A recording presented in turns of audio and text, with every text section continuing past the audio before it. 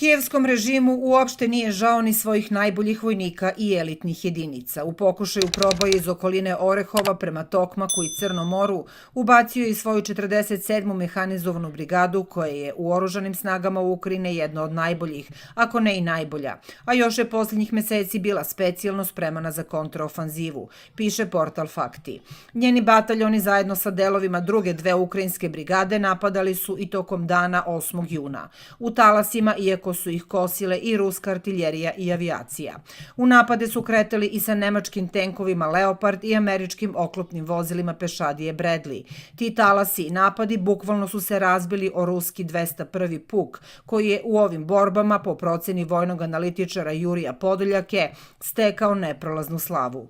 Ukrajinci nisu uspeli da ni na jednom mestu probiju ni jednu od 3 ruske odbrambene linije, a izgubili su za